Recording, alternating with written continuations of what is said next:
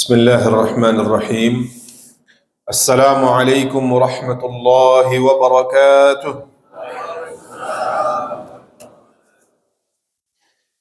الحمد لله رب العالمين، وبه نستعين على أمور الدنيا والدين. الحمد لله الذي هدانا لهذا وما كنا لنهتدي لولا أن هدانا الله.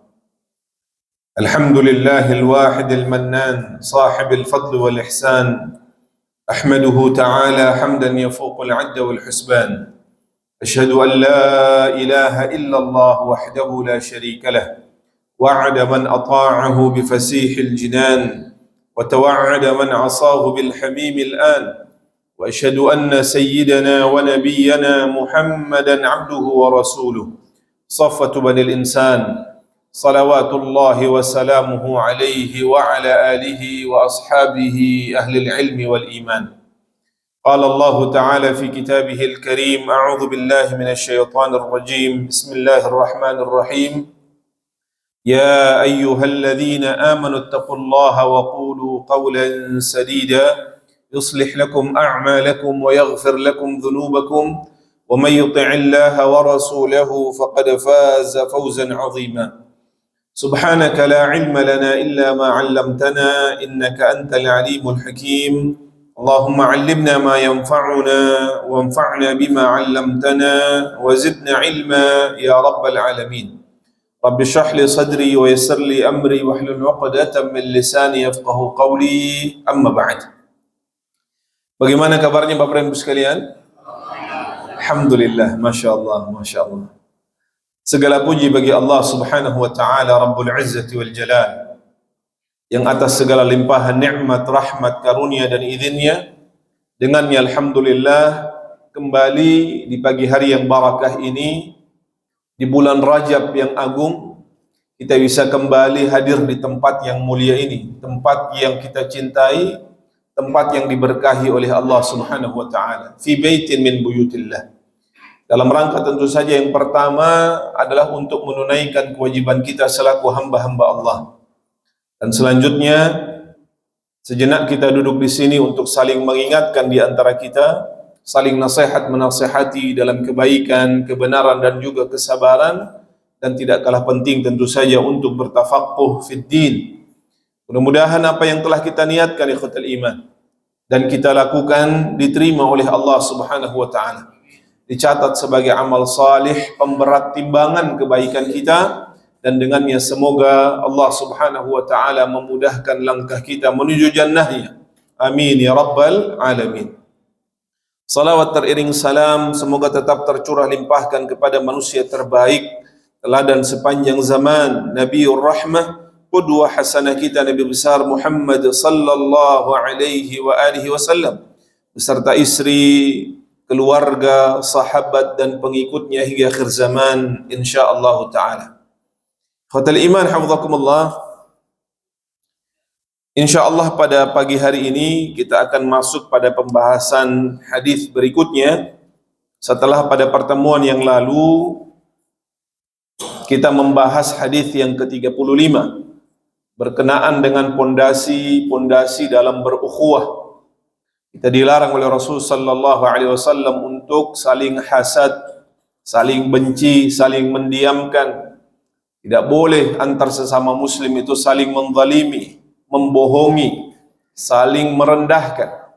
Karena sejatinya orang-orang beriman itu adalah bersaudara.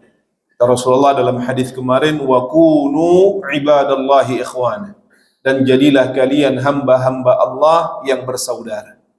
Karena persaudaraan sejati itu hanyalah persaudaraan yang dibangun di atas keimanan. Adapun persaudaraan yang lain adalah persaudaraan yang sifatnya semu. Itulah mengapa Allah berfirman, innamal mu'minuna ikhwah. Sesungguhnya hanyalah orang-orang yang beriman itu bersaudara. Artinya persaudaraan yang tidak dilandasi dengan keimanan, maka persaudaraan itu sifatnya semu, dia tidak abadi dan tidak membawa pada kebaikan di akhirat Allah subhanahu wa ta'ala. Maka pada kesempatan kali ini kita akan masuk pada hadis berikutnya, hadis yang ke-36 yang insyaallah akan kita bahas secara bersama-sama. Di antaranya titik tegasnya atau tekannya dalam hadis ini perintah untuk saling tolong-menolong, rajin menolong, ringan tangan di dalam memberikan bantuan, dan itu juga bagian dari fondasi dalam agama al-Islam yang diajarkan oleh Rasul sallallahu alaihi wasallam. Kita bacakan hadisnya dan kemudian nanti kita ulang bersama-sama insyaallah taala. Bismillahirrahmanirrahim. Qala al-muallif rahimahullahu taala wa nafa'ana Allah bihi wa iyyakum bima fihi min al-ayati wa dhikril hakim. Wa qala an Abi Hurairah radhiyallahu anhu qala an an-nabi sallallahu alaihi wasallam man naffasa an mu'minin kurbatan min kurabid dunya naffasa Allahu anhu kurbatan min kurabi yaumil qiyamah. Wa man yassara ala mu'sirin yassara Allahu alaihi fid dunya wal akhirah. Wa man satara anhu kurbatan wa man satara musliman satara Allahu fid dunya wal akhirah. Wallahu fi auni al-'abdi ma kana al-'abdu fi auni akhihi. وَمَنْ سَلَكَ طَرِيقًا يَلْتَمِسُ فِيهِ عِلْمًا سَهَّلَ اللَّهُ لَهُ بِهِ طَرِيقًا إِلَى الْجَنَّةِ وَمَا اجْتَمَعَ قَوْمٌ فِي بَيْتٍ مِّن بُيُوتِ اللَّهِ يَتْلُونَ كِتَابَ اللَّهِ وَيَتَدَارَسُونَهُ بَيْنَهُمْ إِلَّا نَزَلَتْ عَلَيْهِمُ السَّكِينَةُ وَغَشِيَتْهُمُ الرَّحْمَةُ وَحَفَّتْهُمُ الْمَلَائِكَةُ وَذَكَرَهُمُ اللَّهُ فِي مَنْ عِندَهُ وَمَنْ بَطَّأَ بِهِ عَمَلُهُ لَمْ يُسْرِعْ بِهِ نَسَبُهُ رواه مسلم بهذا اللفظ. Kita baca sekali saja karena cukup panjang ini. Bismillahirrahmanirrahim. An Abi Hurairah radhiyallahu anhu anin Nabi sallallahu alaihi wasallam qala man naffasa an mu'minin kurbatan min kurabid dunya naffasallahu anhu kurbatan min kurabi yaumil qiyamah wa man yassara ala mu'sirin yassarallahu alaihi fid dunya wal akhirah wa man satara musliman satarahu Allahu fid dunya wal akhirah wallahu fi auni al-'abdi ma kana al-'abdu fi auni akhihi wa man salaka tariqan yaltamisu fihi ilman sahhalallahu lahu bihi tariqan ilal jannah wa majtama'a qaumun fi baitin min buyutillah yatluna kitab Allah wa yatadarasunahu bainahum illa nazalat alaihimus sakinah wa ghashiyat humur rahmah wa haffathum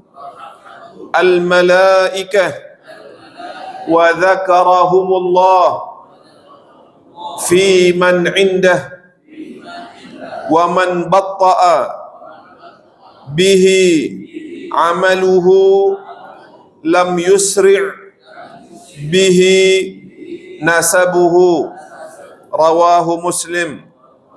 Masya Allah. Alhamdulillah. Apa yang diingat Pak, Ibu? Alhamdulillah ya, Masya Allah. Paling awal sama paling akhir Pak ya, dari Abu Hurairah, kemudian akhirnya rawahu Muslim. Masya Allah. Ala kulli hal. Khatal iman hafizakumullah. Hadis ini adalah hadis yang agung, yang menjelaskan kepada kita pentingnya untuk rajin menolong sesama saudara. Rasul sallallahu alaihi wasallam dalam hadis ini menyabdakan dari Abu Hurairah radhiyallahu anhu bahwa Nabi sallallahu alaihi wasallam bersabda, "Man naffasa an mu'minin," barang siapa yang menghilangkan kesusahan-kesusahan dari orang yang beriman, maka Allah Subhanahu wa taala akan menghilangkan kesusahan-kesusahan pada dirinya nanti hari kiamat. Barang siapa yang memberikan kemudahan pada orang yang kesulitan, terlilit hutang, maka Allah akan memberikan kemudahan baginya di dunia dan di akhirat.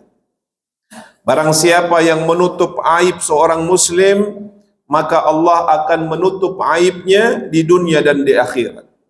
Dan barang siapa yang menolong saudaranya, maka Allah akan menolongnya sebagaimana dia menolong saudaranya. Dan barang siapa yang menempuh perjalanan dalam rangka untuk menuntut ilmu, maka Allah akan memudahkan baginya jalan menuju surga Allah Subhanahu wa taala. Dan tidaklah berkumpul, kata Rasulullah, sekelompok orang di salah satu rumah Allah, di salah satu masjidnya Allah, untuk membaca Al-Quran dan saling mempelajari di antara mereka, melainkan akan turun kepada mereka ketenangan. Rahmat Allah Subhanahu wa taala meliputi mereka. Para malaikah akan turun mengelilingi mereka, dan Allah akan menyanjung, bahkan menyebut-nyebut nama mereka kepada malaikah di sisinya. Dan barang siapa yang lambat amalnya, maka tidak bermanfaat, tidak bisa dikejar oleh nasabnya. Hadis ini diriwayatkan oleh Muslim dalam sahihnya. Qatal iman hafizakumullah. Hadis ini kata para ulama adalah hadis yang sangat agung. Kata Imam Hasan al-Basri, hadis ini berisi tentang keutamaan-keutamaan di dalam menunaikan hajat, kebutuhan saudaranya yang seiman, mendatangkan manfaat bagi mereka dan memberikan maslahat kepada mereka. Dan kata beliau rahimahullahu taala, tidakkah kamu tahu bahwa perjalananmu dalam rangka menunaikan kebutuhan saudara muslimmu itu lebih baik bagimu daripada haji berturut-turut. Kata beliau, engkau ya memberikan kemanfaatan, memberikan kemudahan, memberikan kelonggaran kepada saudaramu, itu lebih baik daripada engkau haji berturut-turut. Suatu ketika khatal iman, Imam Hasan al-Basri rahimahullahu ta'ala memerintahkan murid-muridnya untuk menolong salah satu dari juga murid lainnya yang sedang dalam keadaan susah, kepayahan. Maka Imam Hasan al-Basri meminta kepada salah satu muridnya yang sedang beriktikaf untuk ikut bergabung. Maka diutuslah beberapa orang untuk memanggil muridnya yang sedang beriktikaf. Bayangkan ikhwatal iman, dalam keadaan melakukan ibadah di bulan Ramadan, beriktikaf pada saat itu, yang pahalanya luar biasa. Maka kata Imam Hasan al-Basri, ajak dia untuk membantu saudaranya, membantu temannya. Maka ketika didatangi, beliau mengatakan, mohon maaf saya tidak bisa membantu karena saat ini saya sedang beriktikaf, sedang ibadah. Maka Imam Hasan al-Basri menyampaikan hadis ini, man naffasa an mu'minin kurbatan min kurabid dunya, naffasallahu anhu kuraba yaumil qiyamah atau kurabal akhirah. Barang siapa yang memberikan kemudahan bagi saudaranya, menolongnya, membantunya, maka Allah Subhanahu wa taala akan memberikan kemudahan baginya dari kesulitan-kesulitan pada hari kiamat. Dan Imam Hasan al-Basri menyampaikan juga ucapan tadi yang kita sebutkan. Tidakkah kamu mengetahui bahwa perjalananmu dalam rangka menunaikan kebutuhan saudaramu itu lebih baik bagimu daripada berhaji secara berturut-turut. Kenapa ikhwatal iman? Karena di dalam memberikan bantuan dan pertolongan itu memberikan manfaat yang lebih luas. Kemanfaatan itu bukan hanya untuk dirinya tetapi juga kepada orang lain. Adapun haji dengan segala keistimewaan yang terkandung di dalamnya, kemanfaatannya itu hanya kembali kepada siapa, Pak? Diri sendiri. Maka dalam hal ini tentu ada yang kita sebut dengan fiqhul aulawiyat, fikih prioritas. Ketika kemanfaatan itu dirasakan jauh lebih luas, maka itulah yang didahulukan dari kemanfaatan yang sedikit yang dirasakan hanya secara personal. Dan hadis ini memberikan satu pelajaran yang besar kepada kita tentang wajibnya seorang muslim untuk peduli dengan keadaan sesama. Rasulullah sallallahu alaihi wasallam kemudian menyebutkan hadis ini, hadis yang diriwayatkan oleh Abu Hurairah radhiyallahu taala anhu dari beliau sallallahu alaihi wasallam.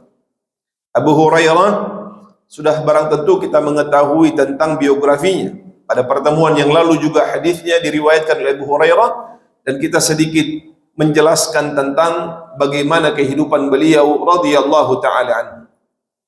Rasul sallallahu alaihi wasallam menyebutkan beberapa poin penting di dalam hadis ini. Di antaranya yang pertama kata beliau, "Man naffasa an mu'minin kurbatan min kurabid dunya, naffasallahu anhu kurbatan min kurabi yaumil qiyamah."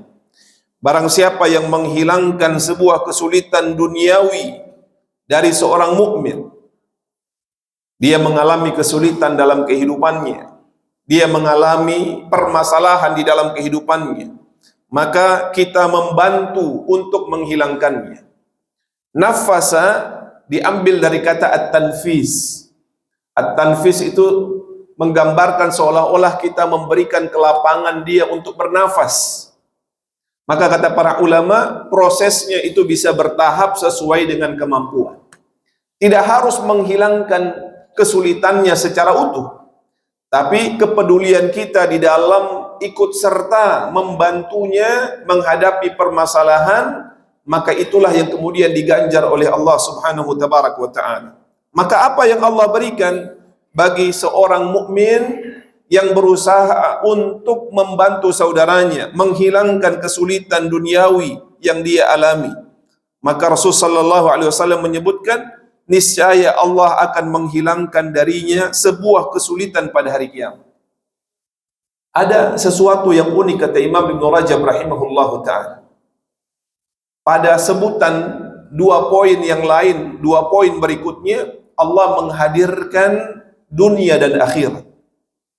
Tapi pada poin yang pertama ini, Allah subhanahu wa ta'ala melalui Rasulnya menyatakan yang Allah akan hilangkan ketika dia membantu untuk menghilangkan kesulitan saudaranya adalah kesulitan yang akan dia alami pada hari akhirat nanti.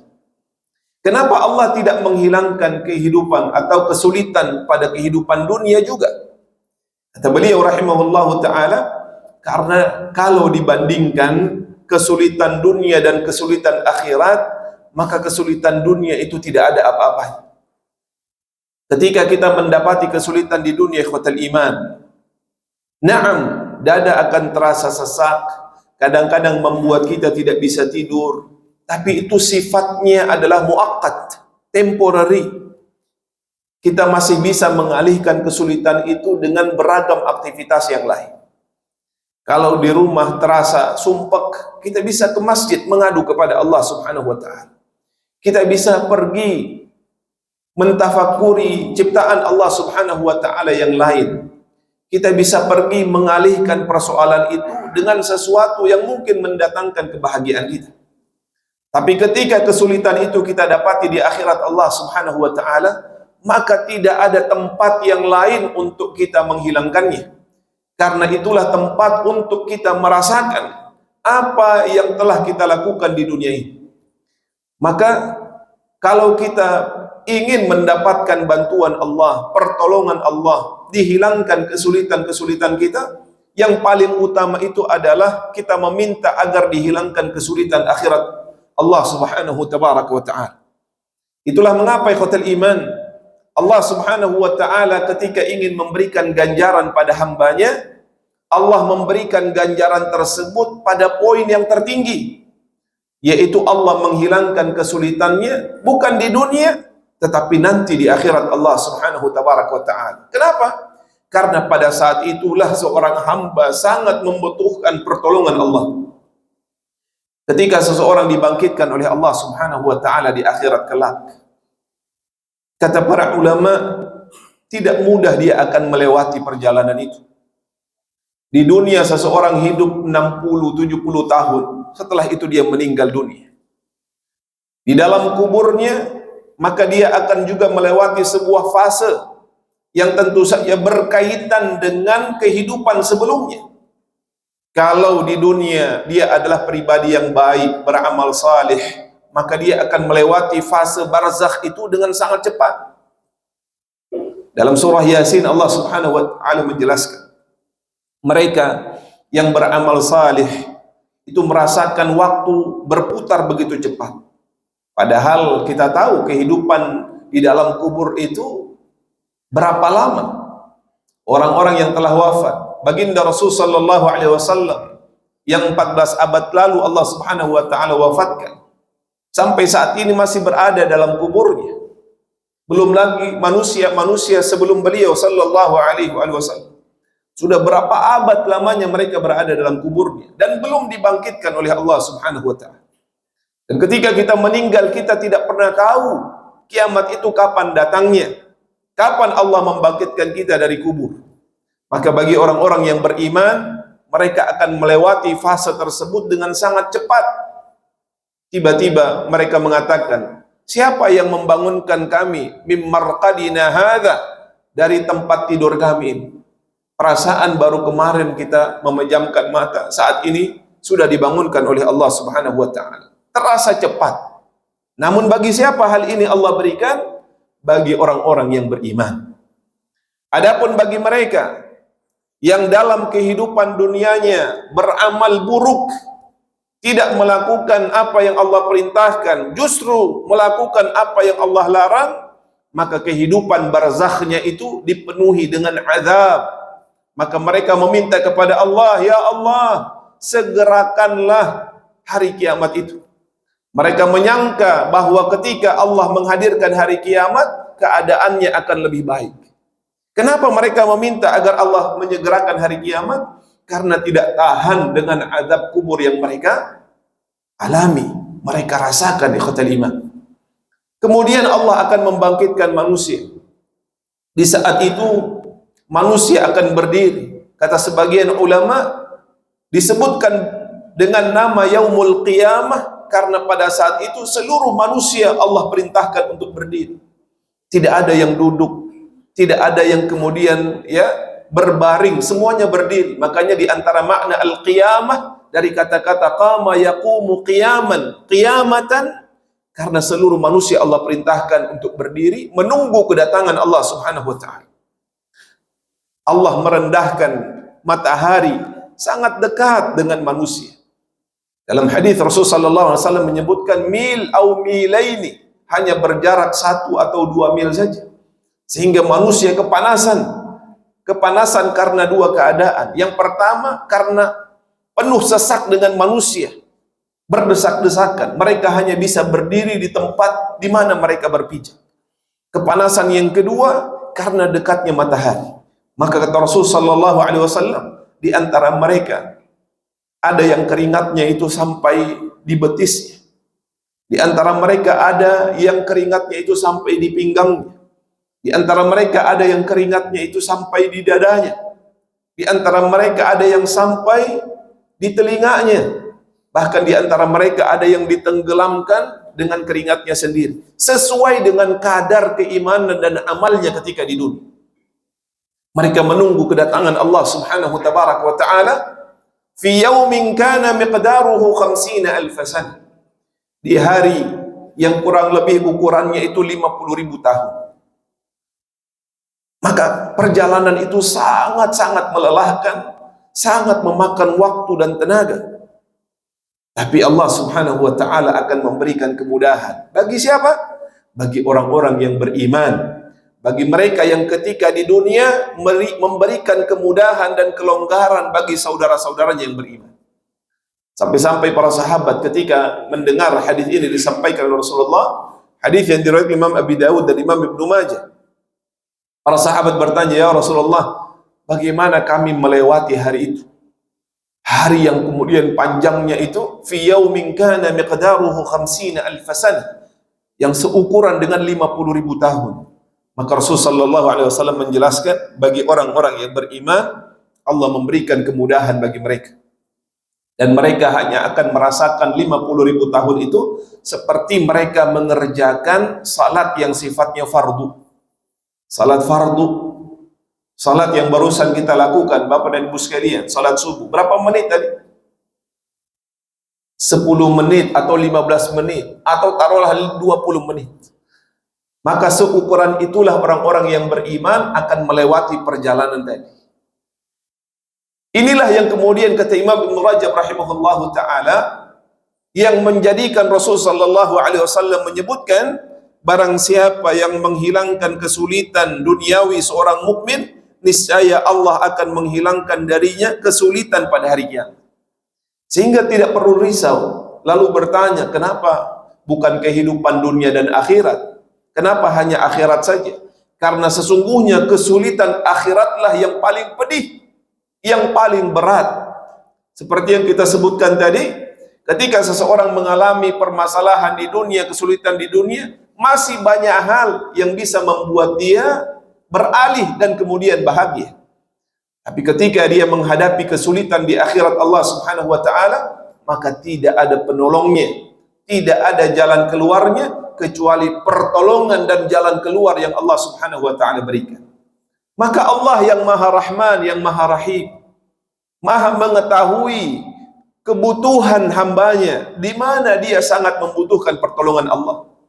Dan itu kemudian Allah akan simpan bagi siapa? Mereka yang ketika di dunia gemar, senang untuk memberikan pertolongan kepada saudaranya, kelak balasan itu Allah Subhanahu wa taala akan berikan di mana ikhwatal iman? Di akhiratnya Allah Subhanahu tabaraka wa taala. Maka dalam poin ini kata para ulama, kepedulian seseoranglah yang pada akhirnya membuat dia termotivasi untuk menolong dan menghilangkan kesulitan saudaranya. Ya, lihat temannya kok ya tidak seperti biasa, ya sering merenung, sering melamun dan lain sebagainya, maka kepedulian dia kemudian untuk bertanya.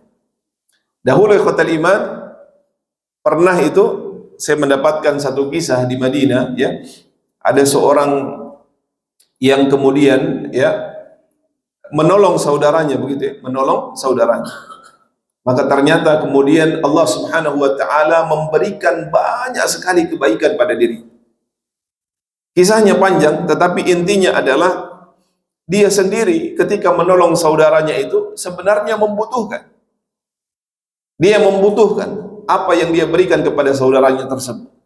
Namun dia termotivasi untuk mendapatkan yang lebih dari Allah Subhanahu wa taala. Dia membantu saudaranya karena Allah Subhanahu wa taala. Walaupun bantuan tadi tidak serta-merta menghilangkan masalah itu secara penuh. Makanya Rasulullah SAW menggunakan diksi kata nafasa. Nafasa itu maknanya adalah dia meringankan, tidak menghilangkan secara penuh, sesuai dengan kemampuan. Tentu ketika dia memberikan bantuan itu, lalu dengan bantuan tersebut masalahnya menjadi hilang secara total, itu lebih afdal. Tapi jika dia mampu memberikan keringanan, pertolongan itu mungkin hanya sekedar 20% dari permasalahan, 30%, 40%, sesuai dengan kemampuan, itu pun akan diberikan ganjaran oleh Allah Subhanahu tabaraka wa ta'ala. Seolah-olah dia memberikan kelonggaran nafas kepada saudaranya yang sedang mengalami apa Pak? Permasalahan dan kesulitan di dalam hidup. Ada orang yang bisa membantu, contohnya dengan apa? Dengan harta. Maka berikan bantuan itu. Ada orang yang tidak punya harta sama sekali, tapi dia bisa memberikan dari sisi nasihat, masukan, advice dan lain sebagainya. Maka itu pun termasuk ke dalam poin yang kita sebut dengan membantu dan memberikan pertolongan kepada saudara. Intinya apa ya ikhwatal iman? Adanya kepedulian terhadap sesama dan dia ingin turut andil di dalam menghilangkan kesulitan dari saudaranya. Ini poin yang pertama yang Rasulullah sampaikan. Man naffasa an mu'minin kurbatan min kurabid dunya, naffasallahu anhu kurbatan min kurabi yaumil qiyamah. Barang siapa yang meringankan, menghilangkan kesulitan duniawi dari seorang mukmin, niscaya Allah akan menghilangkan darinya kesulitan kapan Pak? Pada hari kiamat. Dan itulah saat yang sangat-sangat kita butuhkan pertolongan Allah di akhiratnya Allah Subhanahu tabaraka wa taala. Yang kedua, Rasul sallallahu alaihi wasallam melanjutkan, "Wa man yassara ala mu'sirin yassarallahu alaihi fid dunya wal akhirah." Barang siapa yang meringankan kesusahan yang dialami oleh saudaranya. Kesusahan yang dimaksud di sini al-mu'sir adalah lawan kata dari al-musir. Al-mu'sir di sini kata Imam Ibnu Rajab ketika menjelaskan hadis ini dalam kitabnya ya Jami'ul Ulum wal Hikam itu, beliau mengatakan bahwa orang-orang yang mengalami kesulitan di sini identik dengan mereka yang terlilit hutang. Makanya dalam al-Islam berhutang itu, masih ingat Pak kaidahnya, tidak dianjurkan. Namun boleh pada saat-saat yang sangat mendesak. Namun sebaliknya memberi hutang itu sangat dianjurkan. Bahkan dalam hadis itu kata Rasulullah, memberi hutang itu setengah dari bersedekah. Jadi kalau kita memberi hutang contohnya 1 juta rupiah kepada saudara kita yang sangat membutuhkan, itu seperti kita menyedekahkan 500.000, setengahnya. Meskipun 1 jutanya akan kembali kepada kita. Karena di dalamnya ada unsur menolong saudara, ada unsur menolong saudara. Maka kata Rasul sallallahu alaihi wasallam, barang siapa yang meringankan orang yang terlilit hutang, berada dalam kesulitan, niscaya Allah akan meringankan baginya kesulitannya di dunia dan di akhirat Allah Subhanahu wa taala. Maka orang-orang yang terlilit hutang dalam tanda petik sedangkan dia tidak mampu untuk apa? Membayarnya. Perhatikan ikhwatal iman, kita pernah menyampaikan hal ini. Memberikan hutang dalam al-Islam itu dibangun di atas pondasi tolong menolong. Wa ta'awanu 'alal birri wat taqwa. Maka tidak boleh sedikit pun dari hutang tersebut seseorang mengambil keuntungan dan kemanfaatan. Karena kemanfaatan sekecil apapun yang didapatkan dari hutang piutang, maka dihukumi dalam al-Islam sebagai riba. Kullu qardin jarra naf'an fahuwa riba. Setiap hutang piutang yang mendatangkan apa Pak?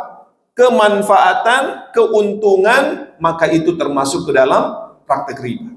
Meskipun tidak dalam bentuk nominal.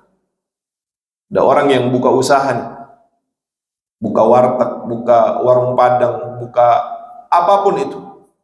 Lalu kemudian dia membutuhkan modal, lalu datang ke kita.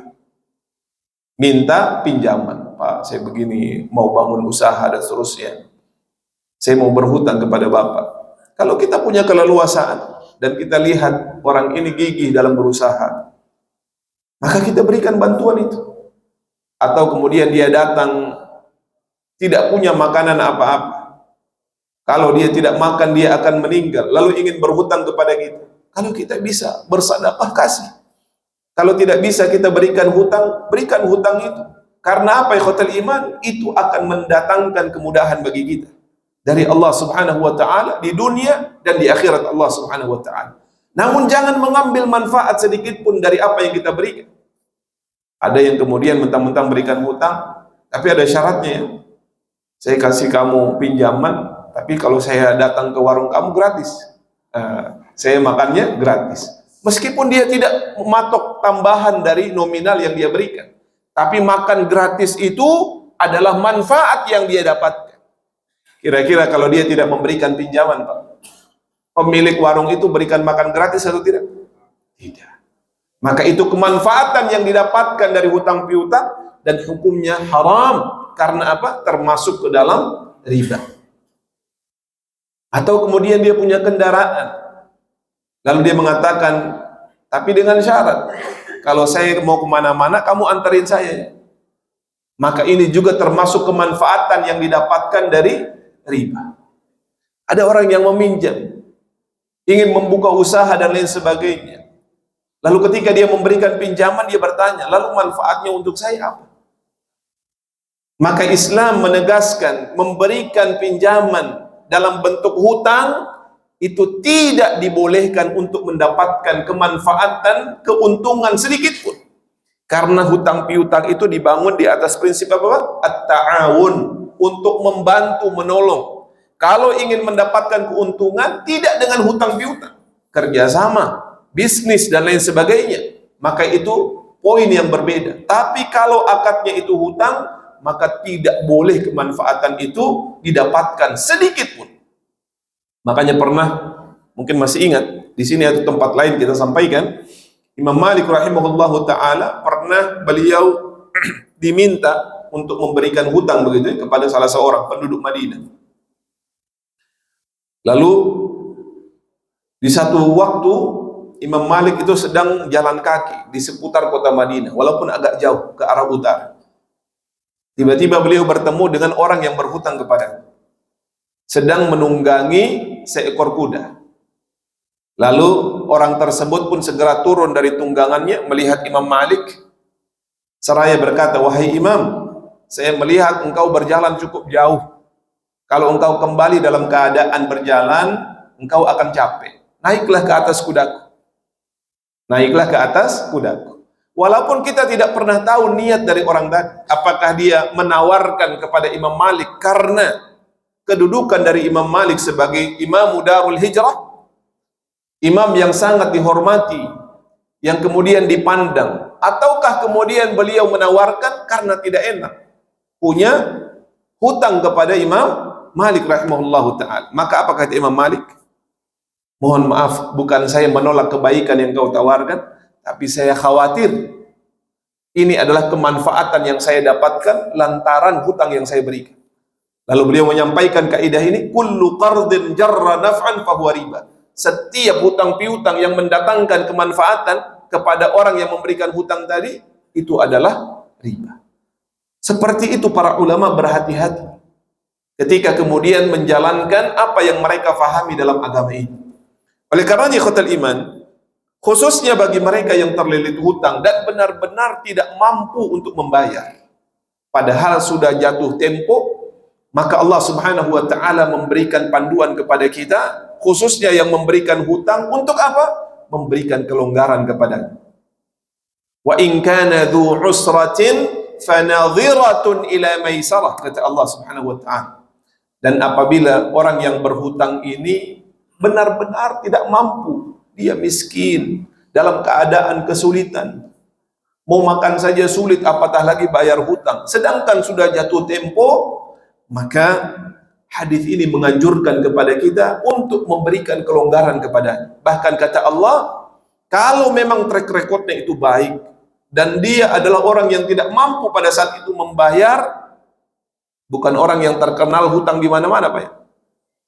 Orang yang terkenal hidupnya hutang, tidak pernah bayar, atau dia punya aset, atau kemudian dia mampu untuk membayar namun tidak kunjung membayar. Ini beda cerita. Ini kasusnya adalah kita tahu dia adalah orang miskin, dia terlilit hutang dan belum mampu untuk membayar hutang kepada kita. Maka anjurannya adalah memberikan tangguhan kepadanya. Fanadhiratun ila maisarah, berikan tangguhan sampai waktu di mana dia mampu untuk membayar. Tapi kita lihat track recordnya, Pak ya. Jangan itu kemudian dijadikan kebiasaan, berkali-kali dia melakukannya. Itu hal yang berbeda. Atau dia punya kelonggaran, musir, karena lawan kata musir ini adalah mu'sir. Mu'sir itu orang yang sulit membayar hutang karena memang keadaannya seperti itu. Adapun al-musir, dia punya kelonggaran, dia punya kemampuan untuk membayar tapi tidak kunjung membayar hutang. Nah, ini hal yang berbeda. Maka boleh pada saat itu melaporkannya, ya, memberikan efek jera, itu diperbolehkan. Tapi bagi mereka yang dalam keadaan sungguh sangat terhimpit dan tidak mampu membayar, sedangkan dia adalah orang yang terpercaya, maka perintahnya di dalam al-Islam adalah berikan tangguhan. Atau ikhwatal iman, lebih daripada itu, kita mengikhlaskan hutangnya sebagai tabungan kita di akhirat Allah Subhanahu wa ta'ala. Jadi mungkin bagi kita 1 juta ya tidak terlalu berat untuk kita sedekahkan, sedangkan bagi sebagian orang itu 1 juta sungguh sangat besar. Maka kalau kita lihat orangnya Masya Allah ya, komitmen, ketika jatuh tempo dia tidak lari, tapi dia datang menjelaskan keadaannya. Mohon maaf, saya ingin sekali membayar hutang, tapi keadaannya tidak memungkinkan. Saya bertanggung jawab atas apa yang saya lakukan, tapi saya minta ya ditangguhkan lagi waktunya dan seterusnya. Ini orang bertanggung jawab. Sehingga kalau kita memberikan tangguhan, itu adalah bagian dari meringankan kesusahannya, apatah lagi kalau kemudian kita infakkan. Maka Allah Subhanahu wa ta'ala memberikan ganjaran yang besar bagi siapa? Mereka yang menangguhkan ya pembayaran hutang bagi orang yang mungkin mengalami kesulitan, apatah lagi kemudian dia menginfakkannya di jalan Allah Subhanahu wa ta'ala. Dan ikhwatal iman hafizakumullah, panduannya dalam al-Islam, ketika kita mengikhlaskan atau menghalalkan, hendaknya kita lafadzkan, kita sampaikan, kita beritahukan kepada. Begini saja, akhi, saya lihat antum kayaknya memang benar dalam keadaan yang sulit. Ya, saya ikhlaskan saja hutang kamu karena Allah Subhanahu wa ta'ala. Pemberitaan tentang kita menghapuskan hutangnya itu hendaknya disampaikan agar apa? Dia merasa lega, bebannya itu sedikit terangkat dari apa yang sedang dia alami. Walaupun tidak wajib, tapi adabnya itu alangkah baiknya kemudian dia mengatakannya. Namun dengan syarat ikhwatal iman, kita lakukan hal tersebut karena Allah Subhanahu wa ta'ala. Tidak kemudian kita berikan, kita hapuskan dengan mengikutkan cacian, cercaan, hinaan kepada. Ada orang yang kemudian, ya udahlah, kamu ngutang-ngutang nggak bayar, udah saya hapus aja loh. Ya, tapi kamu begini dan begitu dan seterusnya. Akhirnya kata-kata tersebut ya berubah menjadi sesuatu yang menyakitkan. Maka Allah Subhanahu wa ta'ala ketika memerintahkan kita untuk melakukan kebaikan, kebaikan itu juga hendaknya dilakukan dengan cara-cara yang baik. Tidak karena dia sebuah kebaikan lalu boleh dengan cara apapun kita menyampaikannya, melakukannya, la, tapi juga kebaikan itu harus dibungkus dengan adab, dengan akhlak, dengan cara-cara yang baik. Sehingga apa? Dia menjadi sesuatu kebaikan yang utuh di sisi Allah Subhanahu tabaraka wa ta'ala. Maka kata Allah, kata Rasul sallallahu alaihi wasallam, barang siapa yang meringankan kesulitan, dalam hal ini adalah orang yang terlilit hutang, niscaya Allah Subhanahu wa ta'ala akan meringankan baginya kesusahan, kesulitan di dunia dan di akhirat Allah Subhanahu wa ta'ala. Jadi pada poin ini kesulitannya bukan saja di akhirat, tetapi di dunia dan di akhirat Allah Subhanahu tabaraka wa ta'ala. Kemudian Rasul sallallahu alaihi wasallam melanjutkan poin yang ketiga, wa man satara musliman satarahu Allahu fid dunya wal akhirah. Barang siapa yang menutupi aib, barang siapa yang menutupi aib, kecacatan, barang siapa yang menutupi aib, kekurangan seorang muslim, niscaya Allah Subhanahu wa ta'ala akan menutupi aibnya di dunia dan di akhirat Allah Subhanahu wa ta'ala. Tentu seluruh manusia memiliki aib, ikhwatal iman. Siapa di antara kita yang tidak punya aib? Hanya saja Allah masih menutup aib-aib kita. Namun ada kalanya aib seseorang itu ditampakkan oleh Allah Subhanahu tabaraka wa ta'ala. Kalau aib orang lain itu sedang terlihat di ikhwatal iman, dan kita tahu dia adalah seorang muslim yang baik, kadang-kadang namanya seorang muslim juga tergelincir melakukan kemaksiatan, namun kemaksiatan itu tidak dia jadikan sebagai kebiasaan hidupnya. Kemaksiatan itu tidak dia tampakkan di dalam kehidupannya.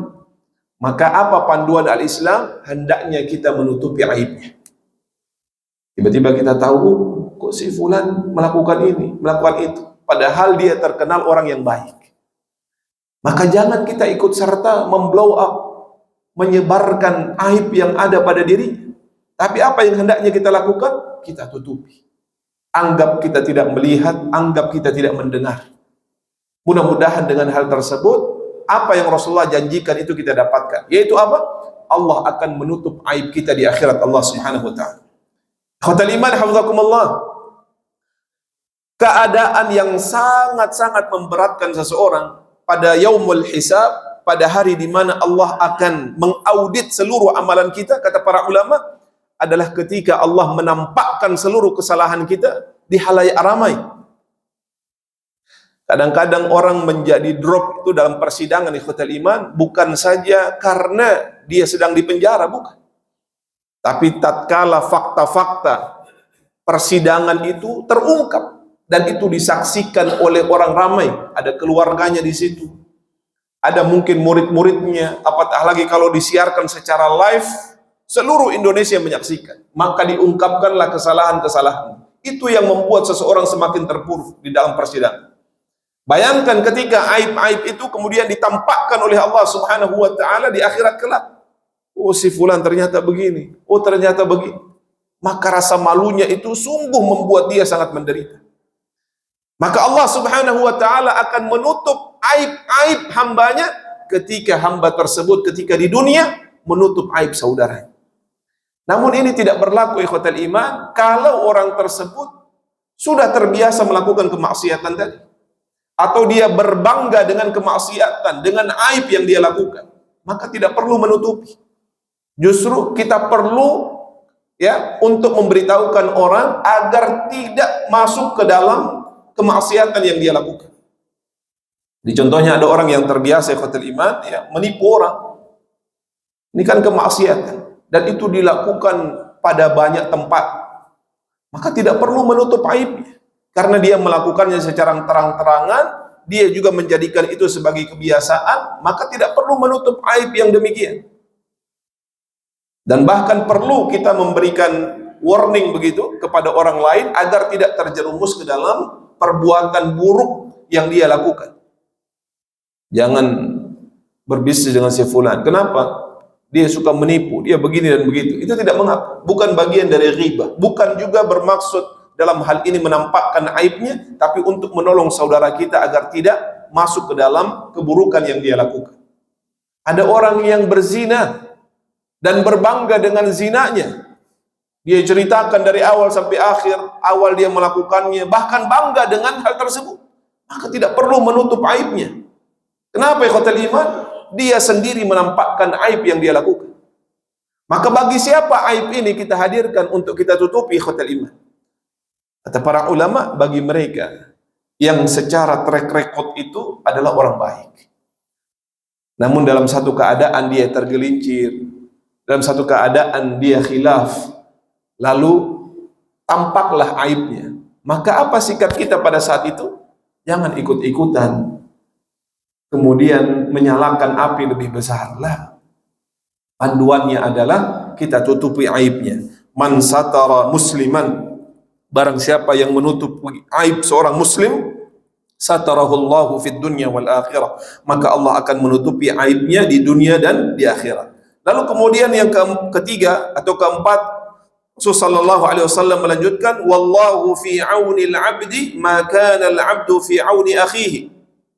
Maka Allah Subhanahu wa ta'ala akan senantiasa menolong saudaranya ketika saudaranya itu menolong Allah akan menolong hambanya seperti hambanya itu menolong saudaranya. Jadi ini kita harus terjemahkan, artikan dengan sebaik-baiknya. Karena ada sebagian yang mengartikan begini, Allah akan menolong hambanya selama hambanya itu menolong saudaranya. Artinya kalau hamba tersebut tidak menolong saudaranya, Allah tidak menolongnya. Nah, bukan seperti itu. Tapi Allah Subhanahu wa ta'ala akan memberikan pertolongan seperti kita memberikan pertolongan kepada saudara kita. Apa artinya ikhwatul iman? Yang pertama kata para ulama, ini merupakan satu hal yang menunjukkan al-jaza'u min jinsil amal. Bahwa balasan itu sesuai dengan amal yang kita lakukan. Kalau yang kita lakukan adalah kebaikan, maka balasannya adalah kebaikan. Dan yang harus kita fahami, balasan itu Allah berikan kepada si pelaku, tidak berdampak kepada orang lain. Makanya ada yang mengatakan kaidah ini apakah sama Ustaz dengan hukum karma? Ada karma baik, ada karma buruk dan lain sebagainya, ya. Apakah kemudian ada karma di dalam al-Islam, di dalam agama Islam? Kalau yang dimaknai dengan karma itu adalah ketika kita memberikan kebaikan, Allah akan juga memberikan kebaikan kepada kita, jawabannya na'am. Tapi kalau karma yang dimaksud adalah bahwa apa yang kita lakukan itu juga akan menimpa keluarga kita, keturunan kita dan lain sebagainya, seperti yang difahami oleh sebagian orang, apatah lagi difahami bahwa karma itu seperti berkaitan dengan reinkarnasi.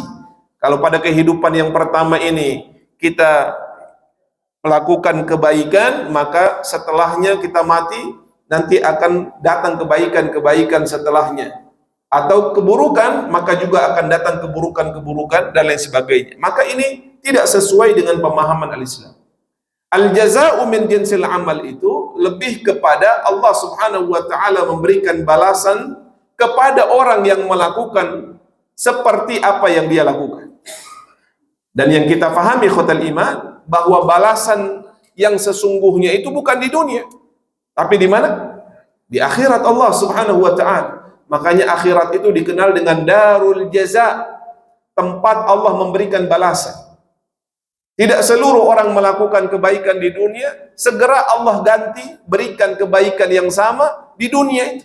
Kadang-kadang Allah menyimpannya di akhirat Allah Subhanahu wa ta'ala. Allah memberikan pada waktu yang tepat. Dan sebaliknya, ada orang yang melakukan keburukan ketika di dunia, Allah tidak membalas secara langsung ketika dia berada di dunia. Tapi Allah menyimpannya untuk dibalas nanti di mana? Di akhirat Allah Subhanahu wa taala. Karena yang kita imani, balasan sesungguhnya yang Allah berikan itu bukan di dunia, tapi di mana? Di akhirat Allah Subhanahu wa taala. Namun demikian, kita juga senantiasa mengharapkan pertolongan Allah. Maka dalam hadis ini Rasul sallallahu alaihi wasallam menjelaskan, orang yang menghilangkan kesulitan, menghilangkan permasalahan dari saudaranya, niscaya Allah Subhanahu wa taala akan menolongnya, memberikan bantuan kepadanya, memberikan keringanan kepadanya. Bahkan dalam beberapa keadaan Allah segerakan pertolongan itu di dunia sebelum di akhirat Allah Subhanahu wa taala. Berikutnya Rasul sallallahu alaihi wasallam juga menjelaskan tentang keutamaan mencari ilmu. Hadis ini sering kita sampaikan di awal-awal kajian, yaitu apa? Wa man salaka tariqan yaltamisu fihi ilma sahhalallahu lahu bihi tariqan al-jannah. Barang siapa yang menapaki jalan ilmu, dia keluar dari rumahnya untuk menuntut ilmu, dia berikan juhudnya untuk mendapatkan ilmu yang mendekatkan dirinya kepada Allah Subhanahu wa taala. Maka menapaki jalan ilmu, kata para ulama, ada yang sifatnya maknawi, ada yang sifatnya hissi. Yang sifatnya physically itu adalah ketika dia keluar dari rumah, dia berangkat ke masjid dan lain sebagainya, maka dalam perjalanan itu Allah memberikan kemudahan baginya menuju surga Allah Subhanahu wa taala. Adapun belajar menuntut ilmu secara maknawi adalah dengan melakukan hal-hal yang mengantarkan dia ke sana, menghafal, membaca, memurajaah apa yang dia fahami, dia pelajari. Maka ini juga bagian dari cara dia mendapatkan ilmu sehingga memudahkan dia menuju surga Allah Subhanahu wa taala. Kemudian Rasul sallallahu alaihi wasallam melanjutkan, wa majtama'a qaumun fi baitin min buyutillah, dan tidaklah berkumpul sekelompok orang di salah satu rumah Allah Subhanahu wa taala. Apa yang dia lakukan ketika berkumpul? Dia membaca Al-Qur'an, membaca kitabullah, kemudian mempelajarinya, membacanya, mempelajari memahaminya, mempelajari, menghafalkannya, dan tentu saja mengamalkannya. Maka apa yang Allah Subhanahu wa taala berikan, Allah akan turunkan kepada mereka ketenangan. Sehingga orang-orang yang datang ke masjid dengan tujuan apa Pak? Mempelajari Al-Quran, mendekatkan diri kepada Allah, yang akan dia rasakan adalah ketenangan. Jadi kalau orang ke masjid tidak tenang, perlu ditanyakan ini. Niatnya apa dia ke masjid? Karena seharusnya ketika dia datang ke masjid, apa yang dia dapatkan? Yang pertama, ketenangan. Yang kedua, Allah Subhanahu wa taala kemudian akan turunkan kepada mereka malaikah yang membawa rahmat, kasih sayang Allah Subhanahu wa taala, menurunkan keberkahan bagi mereka. Dan seterusnya Allah Subhanahu wa taala akan menyebut nama mereka kepada malaikat di sisi Allah Subhanahu wa taala. Namun ingat ikhwatal iman, ini berkaitan erat dengan tujuannya hadir ke masjid. Maka berkumpulnya kita di sini ikhwatal iman, ketahuilah Allah sedang menurunkan rahmat kepada kita semua insyaallah. Allah mengutus malaikahnya untuk kemudian mengelilingi kita dan menurunkan juga keberkahan Allah Subhanahu wa taala kepada kita semua. Tetapi ingat, jaga niat itu ketika hadir ke rumahnya Allah Subhanahu wa taala. Kita datang untuk beribadah, kita datang untuk belajar, kita datang untuk membaca Al-Qur'an, memurajaah dan lain sebagainya, barulah keutamaan-keutamaan itu kita dapatkan.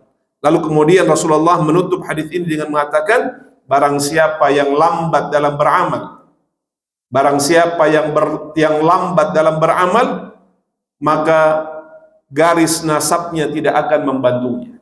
Apa maknanya ikhwatal iman? Yang Allah nilai pada diri seseorang itu ketakwaannya.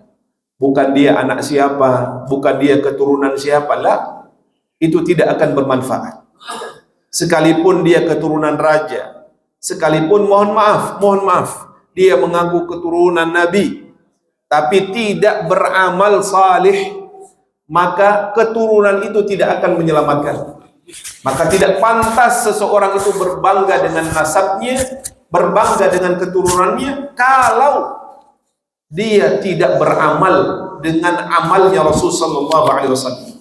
Dia tidak beramal dengan amal salih. Maka hal-hal itu akan memberikan manfaat ketika dia beramal dengan nilai-nilai ketakwaan kepada Allah Subhanahu wa taala.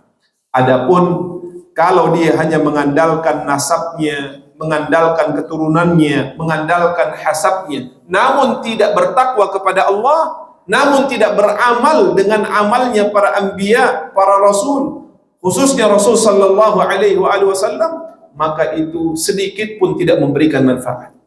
Berapa banyak Allah Subhanahu wa taala mengisahkan. Tadi dalam salat subuh, imam kita membaca peristiwa ketika Nabi Nuh memanggil-manggil anaknya untuk naik di atas perahunya agar kemudian mereka selamat. Tapi Allah Subhanahu wa taala tidak memberikan hal itu. Kenapa? Karena anaknya tidak beramal saleh kepada Allah Subhanahu wa taala. Nabi Lut, Allah Subhanahu wa taala juga ceritakan bagaimana keluarganya mendapatkan murka Allah, padahal ini kerabat dekatnya para nabi, para rasul. Apatah lagi orang yang tidak memiliki kekerabatan sama sekali. Sehingga ada keistimewaan yang didapatkan ketika kemudian nasab itu dekatkan kepada seseorang. Orang tuanya seorang kiai, seorang alim, seharusnya anak-anaknya juga berakhlak dengan akhlak tersebut. Kalau dia beramal, maka ada keistimewaan yang dia dapatkan. Tapi kalau hanya dia berharap dengan keturunan tersebut tanpa beramal, maka tidak akan dia mendapatkan keselamatan dengan nasab yang dia dapatkan. Apa dalilnya? Rasul sallallahu alaihi wasallam menjelaskan, "Wa man batta'a bihi 'amaluhu lam yusri' bihi nasabuh." Barang siapa yang lambat dalam beramal, yakni dia tidak beramal ketika di dunia, maka garis nasabnya itu tidak dapat menolongnya di akhirat Allah Subhanahu wa taala. Inilah ikhwatal iman, 6 atau 7 poin apa yang Rasul sallallahu alaihi wasallam sabdakan dalam hadis ini, dan semoga Allah Subhanahu wa taala memberikan kemudahan bagi kita untuk dapat melaksanakannya. Peduli dengan sesama muslim, tolong menolong dalam kebaikan, memberikan keringanan kepada orang yang mampu kita bantu, maka sesungguhnya itu akan mendatangkan kebaikan di dunia sampai di akhirat Allah Subhanahu wa taala. Amin ya rabbal alamin. Ini yang bisa kita sampaikan ikhwatal iman, semoga ada manfaatnya. Ada pertanyaan untuk cukup, Pak? Oh, ada Ustaz. Tafadhal. Assalamualaikum warahmatullahi wabarakatuh. Waalaikumsalam warahmatullahi wabarakatuh. prioritas sedekah dalam Islam itu, apakah keluarga itu, terutama keluarga terdekat itu, apakah lebih afdal dibanding dengan sedekah ke yang lain? Itu aja Ustaz. Barakallahu fiik. Bismillah, alhamdulillah, wassalatu wassalamu ala rasulillah. Tentu ikhwatul iman, ketika bersedekah itu ada prioritasnya. Yang pertama tentu orang yang lebih membutuhkan itu kita prioritaskan. Keadaan yang mendesak, yang sangat-sangat membutuhkan bantuan, itu juga kita prioritaskan. Namun dalam keadaan yang normal, maka orang yang kita sedekahi, kita infaki itu ada tahapannya. Allah Subhanahu wa taala menjelaskan walidzil qurba wal yatama wal masakin. Infak itu kita berikan yang pertama kepada orang yang memiliki kekerabatan dengan kita. Tentu ini dalam keadaan yang sifatnya normal ya. Kalau dalam keadaan genting, di saat kemudian infak itu sangat dibutuhkan di tempat, contohnya di Palestina sana, kalau kita tidak bantu mereka akan binasa, maka tentu di sanalah yang lebih afdal. Tapi secara umum panduannya itu adalah walidil qurba wal yatama wal masakin. Ini adalah urutan yang Allah Subhanahu wa taala sebutkan, dan tentu urutan itu juga memberikan satu pemahaman tentang mana yang kita prioritaskan. Kalau bisa menjangkau seluruhnya itu lebih baik. Tapi kalau keterbatasan dan mana yang harus kita prioritaskan, maka ikuti urutan tadi. Wallahu a'lam bishawab. Waalaikumsalam warahmatullahi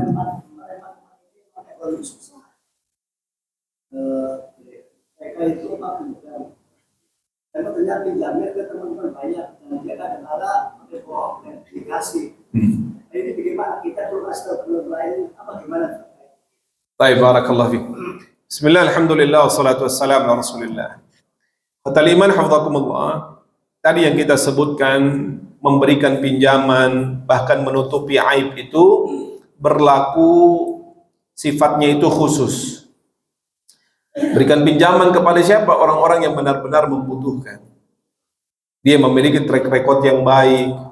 Dan juga kalau seperti yang ditanyakan, track recordnya itu dikenal suka menipu, menjadikan itu sebagai alibinya untuk mendapatkan pinjaman yang tidak kunjung dia bayarkan, maka boleh kemudian kita memberikan warning kepada teman-teman, ya.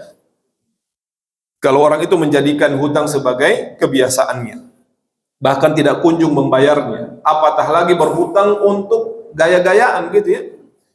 Ketika berhutang melasnya luar biasa, tapi kita ketemunya lagi liburan ke sana, statusnya beli ini beli itu dengan uang pinjaman, maka boleh kita memberikan warning kepada teman-teman agar tidak memberikan hal yang sama. Allahu a'lam. Mohon sedikit pertanyaannya. Tadi sudah dijelaskan bahwa setiap hutang yang kita ambil manfaatnya itu termasuk riba. Nah, apakah ketika seseorang berhutang kemudian menjaminkan suatu barang, contohnya misalkan di perkampungan menggadaikan sawahnya ataupun menggadaikan motor, rumah dan sebagainya, apakah kita sebagai yang penghutang misalkan bolehkah kita mengambil manfaat, umpamanya menggarap sawahnya, memanfaatkan motornya atau sawahnya, itu apakah itu termasuk riba ataukah tidak? Itu aja. Barakallahu fiik. Bismillah, alhamdulillah, wassalatu wassalamu ala rasulillah. Tentu ikhwatal iman hafizakumullah, dari pertanyaan yang saya tangkap itu lebih pendekatannya kepada gadai ya. Jadi hukum gadai itu berbeda dengan hukum hutang. Walaupun pada prakteknya dengan gadai kita mendapatkan juga pinjaman, tapi ada beberapa hukum yang berbeda. Di antaranya kalau hutang itu tidak ada jaminannya. Adapun gadai ada sesuatu yang berharga yang kemudian kita jadikan sebagai jaminan. Dan Rasulullah pernah melakukannya. Ketika Rasulullah meminjam uang dari seorang Yahudi untuk membeli makanan, Rasulullah menggadaikan baju perangnya sebagai apa? Jaminan. Nah, dalam hal ini khotal iman, apakah boleh menggunakan barang yang dijadikan sebagai jaminan tersebut? Tentu para ulama berbeda pendapat. Yang pertama ada yang mengatakan tidak boleh sama sekali. karena itu bagian dari kemanfaatan yang dia dapatkan. Yang kedua, dan ini dipilih oleh jumhur ulama, boleh dengan beberapa syarat. Yang pertama adalah mendapatkan izin dari orang yang menggadaikan, dengan catatan kalau dia tidak menggunakannya akan rusak. Contohnya, yang dia gadaikan motor, mobil, kalau tidak digunakan sama sekali, didiamkan begitu saja akan rusak. Maka pada saat itu boleh dia gunakan. Yang pertama dengan izin dari si pemilik. Yang kedua, ketika dia menggunakannya, seluruh konsekuensinya itu menjadi tanggung jawabnya. Isi bensin, perawatan, kalau ternyata tabrakan, maka dia yang menggunakan yang kemudian akan bertanggung jawab atasnya. Kalau demikian, maka kata para ulama diperbolehkan untuk menggunakannya dengan syarat-syarat yang disebutkan tadi. Wallahu a'lam bishawab. Barakallahu fiik. Mungkin cukup. Taiful.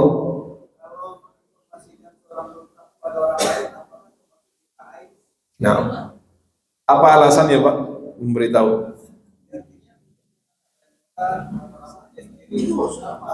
Baik, barakallahu fiik. Bismillah, alhamdulillah, wassalatu wassalamu ala rasulillah. Jadi memberitahukan orang lain tentang adanya hutang ya dari si fulan itu, atau dia berhutang si fulan itu, tentu kita lihat motivasinya. Kalau kebiasaannya memang tidak membayar-bayar hutang, bahkan dikenal berhutang di mana-mana, lalu kita beritahukan, oh dia juga punya hutang kepada saya, begini dan begitu, agar orang lebih berhati-hati, maka ini tidak mengapa. Tapi kalau dia berhutang hanya kepada kita saja, dan pada saat itu dia belum mampu untuk membayar hutang, maka panduannya apa tadi? Yang pertama, fanadhiratun ila maisar, berikan tangguhan sampai dia mampu untuk membayar. Yang kedua, tutupi aibnya, karena orang berhutang itu sebenarnya malu, kata dia, dan itu bagian daripada aib. Kalau kita menutup aib itu, insya Allah Allah juga akan menutupi aib kita. Tapi kalau kasus yang pertama tadi berbeda, kita memberikan warning agar orang tidak mengalami hal yang sama. Wallahu a'lam. Ibu-ibu yang terakhir mungkin satu sebagai penutup. Nah. Waalaikumsalam warahmatullahi wabarakatuh.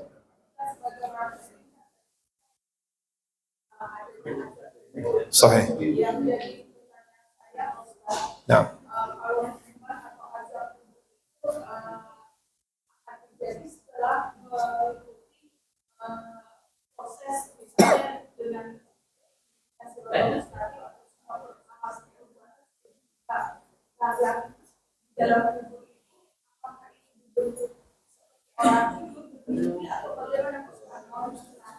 Barakallah. Nah.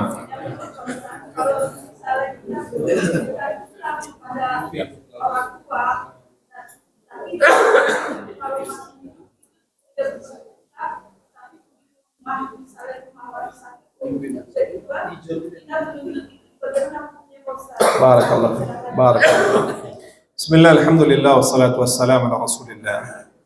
Qatal iman hafizakumullah. Yang pertama di antara tuntutan keimanan kita, khususnya al-iman kepada hari akhir itu, salah satu poinnya adalah mengimani akan adanya kehidupan pembatas antara dunia dan akhirat, yang kemudian kita kenal dengan alamul barzakh. Kehidupan di alam baka itu, atau kita sebut dengan alam kubur itu, adalah nyata. Karena Rasulullah SAW pernah melewati dua kuburan, lalu Rasulullah bersabda, sesungguhnya penghuni dari kuburan ini sedang diazab oleh Allah Subhanahu wa Ta'ala. Jadi azab kubur itu adalah sebuah kenyataan.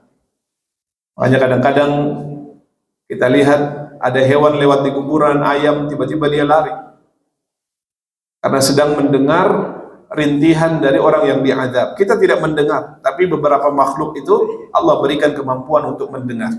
Itulah mengapa Rasulullah mengajarkan kepada kita untuk berlindung diantaranya dari apa? Siksa kubur, dari fitnatul qabr, dari fitnah kubur, maknanya siksa kubur. Siksa kubur itu Allah Subhanahu wa Ta'ala berikan sebelum terjadinya hari kiamat. Sebagai apa? Efek jerah, bukan efek jerah, sebagai pelajaran bagi dia. Walaupun pelajaran ini tidak bisa lagi merubah nasibnya kelak. Tapi ini adalah adab yang Allah Subhanahu wa ta'ala berikan di awal, sebelum adab sesungguhnya di akhirat kelak. Makanya khatul iman, banyak-banyak kita meminta perlindungan kepada Allah dari adab kubur ini. Dan itu terjadi sebelum sirat tadi. Kalau ditanya adab kubur apakah sebelum dan setelah sirat, timbangan, perhitungan, itu semuanya sebelum.